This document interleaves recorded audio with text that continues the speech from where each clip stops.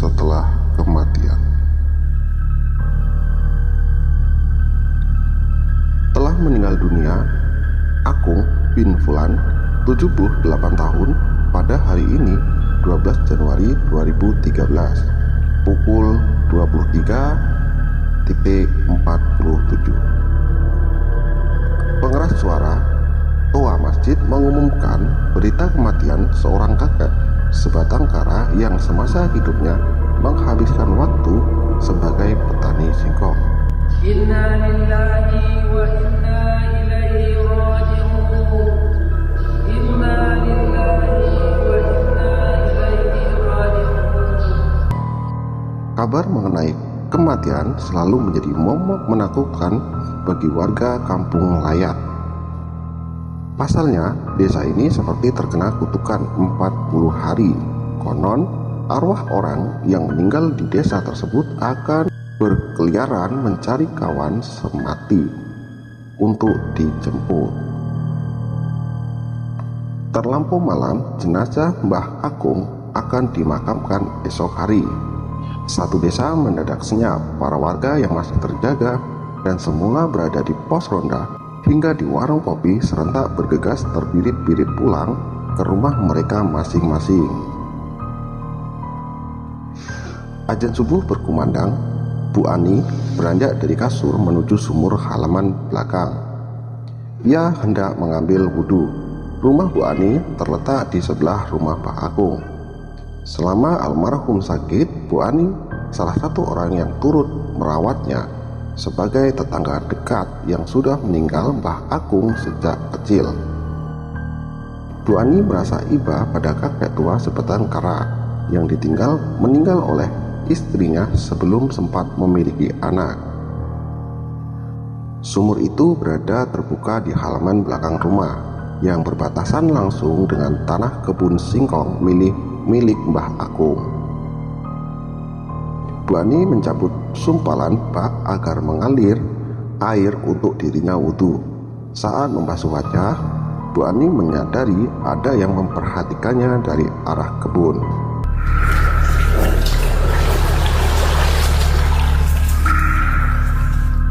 Merasa merinding, Bu Ani mempercepat gerakan wudhunya.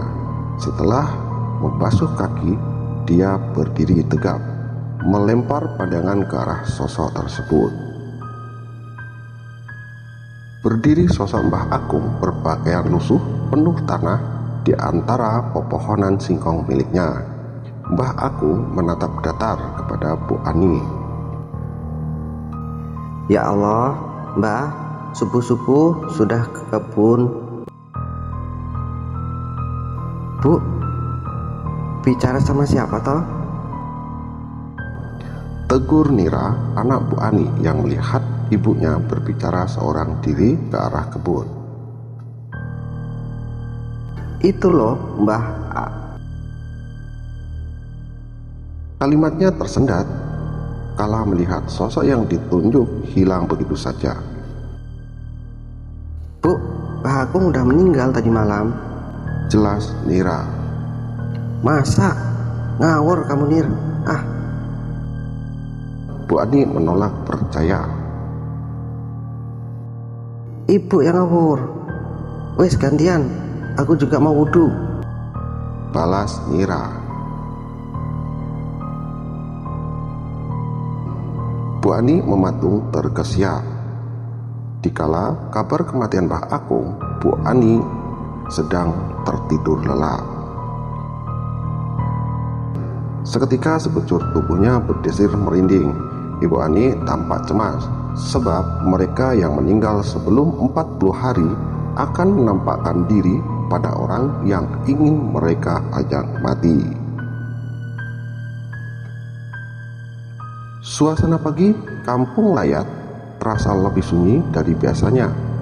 Tidak ada lalu lalang para petani membawa cangkul, pengarit rumput, gembala domba, hingga orang-orang yang silih berganti memanggul karung-karung pupuk untuk berkebun mereka.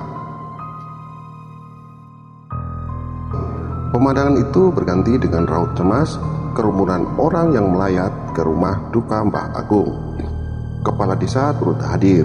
Dia memberikan instruksi pada pengurus penguyuban musola untuk membersihkan pemakaman Mbah Agung sebaik-baiknya. "Kasihan, tidak ada keluarganya," ujar Pak Desa pada Pak Urip, salah satu marbot yang ditugaskan untuk memandikan jenazah Mbah Agung. Tidak ada yang berani memandikan jenazah Mbah Agung. Ketika ada kematian, selain keluarga almarhum, warga lain sejatinya menghindari berada di dekat mayit berlama-lama, sebab mereka khawatir benang pati mayit menyangkut ke mereka. Benang pati ialah semacam ikatan batin dari almarhum kepada mereka yang masih hidup. Benang pati tersulam dari rasa sayang, kasih, benci almarhum, bahkan dendam yang ada pada diri almarhum. "Nggih, Pak," manut Urip pada Pak Kades. Urip, pria parubaya tak terlalu tinggi, berusia sekitar 40 tahun, dengan pakaian koko dan kopiah putih di kepalanya, penuh perasaan was-was, melangkah pelan masuk ke rumah Mbah Agung. Urip adalah orang kelima yang akhirnya lapang dada menerima tugas memandikan jenazah Mbah Agung dari Pak Kades. Tak lain alasannya karena dirinya iba dengan Mbah Agung. Sosok yang dikenalnya murah hati, Mbah Agung pernah membawakan sekarung singkong hasil panen ke rumah Urip. Saat itu dia dan keluarganya sedang terhimpit ekonomi, bahkan untuk makan pun berharap belas kasih orang lain. Rumah Mbah Agung terasa pengap dan berbau apek. Urip terkejut, cukup banyak benda-benda klenik dan berhala yang terpajang di sudut-sudut rumah ini. Dia juga menemukan nampan kecil berisikan bekas sesaji yang membusuk. Selama hidup, Mbah Agung memang dikenal sebagai dekat dengan hal-hal berbau mistik. Dia seorang sepuh yang disegani sedari dulu karena dianggap memiliki kemampuan supranatural. Mbah Agung sering diminta tolong untuk meruat rumah, menyembuhkan santet, dan sebagainya. Tapi semua itu dia lakukan dengan ikhlas tanpa pernah meminta imbalan. Memasuki rumah ini merasa menjadi lebih dekat dengan sosok yang diketahuinya paling pemberani. Mbah Agung di masa terakhir hidupnya bahkan menyebut kalau kutukan 40 hari ini dipelihara turun-temurun oleh satu pihak yang memuja iblis. Teringat satu peristiwa besar di kepala Urip pada 1 tahun silam, kala kematian Nenek Tini yang menggemparkan seantero kampung Layat setelah sosoknya bangkit dari kubur. Sekitar 1 tahun sebelumnya, kampung Layat digemparkan kabar kematian salah seorang paling dermawan di desa yang juga merupakan ibu dari kepala desa. Nenek Tini tutup usia secara mendadak saat sedang mengaji. Dirinya dikenal sebagai sosok yang aktif menghidupkan berbagai kegiatan di musola desanya. Namun hari itu ada yang tak biasa dari kematian Nenek Tini. Mayitnya membau. Pak Kades mengatakan bahwa rumah sakit mendiagnosa Nenek Tini meninggal akibat pecah pembuluh darah. Namun tepat di ubun-ubun kepala Nenek Tini terus mengalir darah kental berbau amis dari setiap lubang-lubang indranya. Hidung, mulut, kedua telinga, bahkan darah juga keluar dari alat kelamin dan duburnya. Darah itu terus merembas sampai jasad Nenek Tini dibalut dengan kain kafan. Tak berlama-lama menerima layatan, kepala desa dan keluarganya berburu-buru memakamkan jenazah Nenek Tini. Peristiwa ganjil tak berhenti sampai di situ. Jenazah nenek Tini seperti menolak dikuburkan. Di liang lahat, jasadnya sulit dimiringkan ke kanan. Beberapa kali mayit nenek Tini berbalik sendiri, bahkan merobohkan papan-papan penyangga mayit. Astagfirullahaladzim. Berbalik lagi Pak Ustadz, berat sekali memiringkannya, ucap Yanto.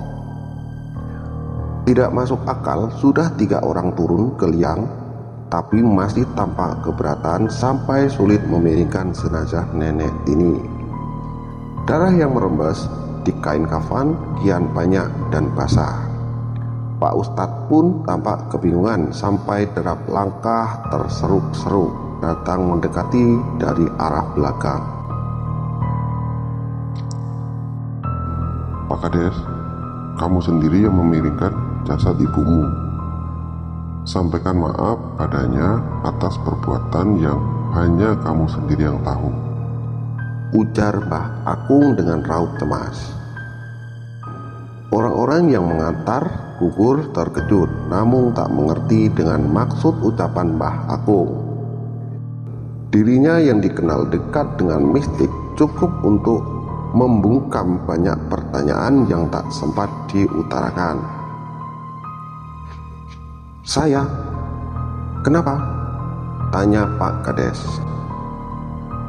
lakukan saja, kasihan ibumu, tegas Mbah Akung. Karena disaksikan oleh banyak orang, Pak Kades tak lagi mengelak.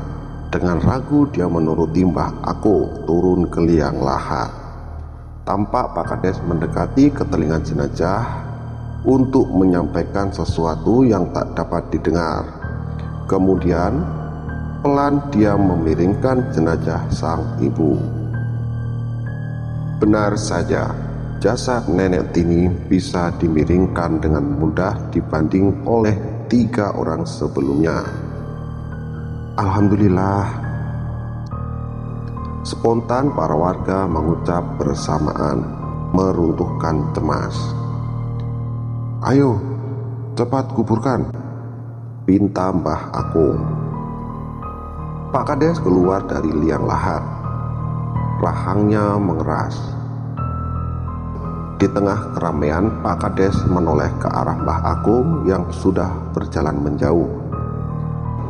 Tak sengaja langkah Mbah Akung menabrak Urip yang sedang berjalan ke arah makam. Astagfirullah, jangan melamun Mbah.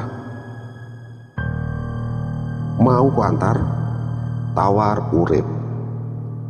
Pandangan Mbah Akung tampak kosong, menerawang ke satu tempat yang hanya dirinya sendiri yang tahu. Rip, celaka kita Rip, desa ini celaka. Tubuh Mbah Akung melemas dan roboh ke tanah, namun ditahan oleh Urip. Dirinya kala itu belum mengerti arti dari ucapan Mbah Akung. 3 hari sepeninggalan nenek Tini, warga desa Kampung Layar masih mayoritas menahan diri untuk tidak keluar rumah.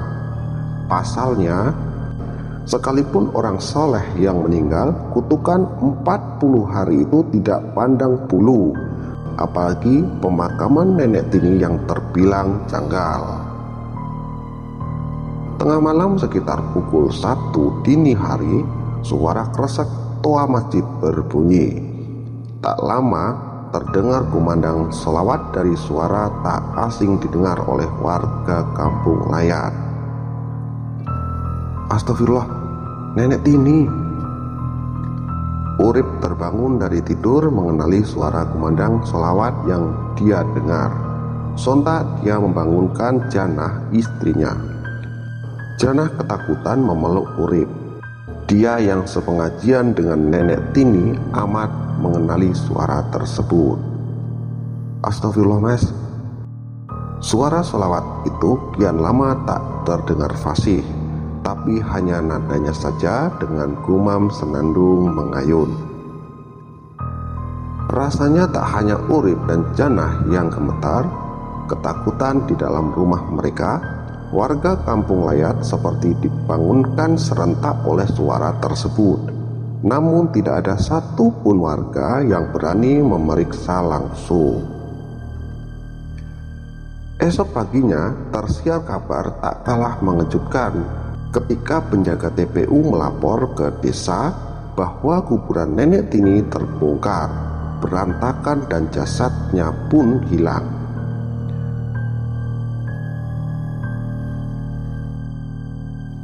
Menjalar cepat dari mulut ke mulut berita bahwa Nenek Tini bangkit dari kubur.